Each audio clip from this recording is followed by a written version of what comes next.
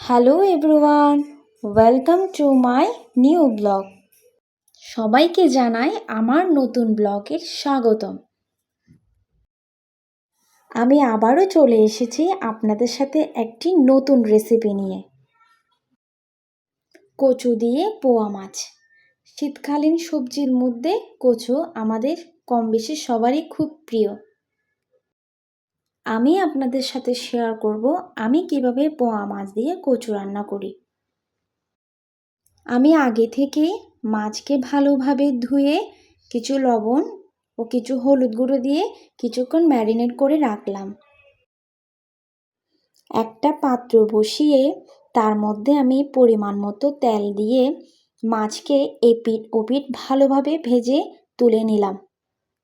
ভেজে রাখা মাছের তেলে আমি আগে থেকে কেটে রাখা পেঁয়াজ কুচি, মরিচ কুচি দিয়ে ভালোভাবে লাল করে ভেজে নিলাম। পরিমাণ মতো জিরে গুঁড়া, হলুদের গুঁড়া এবং মরিচের গুঁড়া দেওয়ার পরে আমি কিছুক্ষণ কষিয়ে নিলাম। কষিয়ে নেওয়ার পরে মশলা থেকে তেল ছেড়ে দেওয়ার পরে আমি পরিমাণ মতো জল দিয়ে দিলাম। জল দিয়ে নেওয়ার পরও আমি আরেকটু কষিয়ে নিলাম।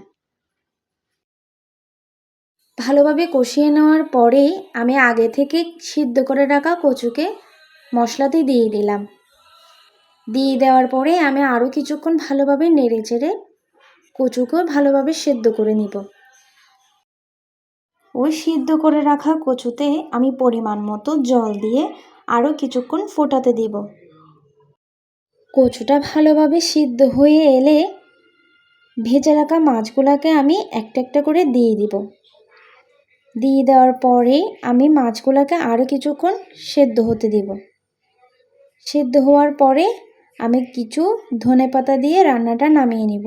আপনারা সবাই আমাকে জানাবেন আমার রান্নাটা কেমন হয়েছে এবং আপনাদের কেমন লেগেছে। আমার রান্নাটা যদি আপনাদের ভালো লাগে তাহলে আপনারা লাইক এবং কমেন্ট করবেন এবং সাবস্ক্রাইব করে আমার পাশে থাকবেন। সবাইকে অসংখ্য অসংখ্য ধন্যবাদ। পরবর্তী রেসিপিটা পেতে আমার সাথে থাকুন। ধন্যবাদ।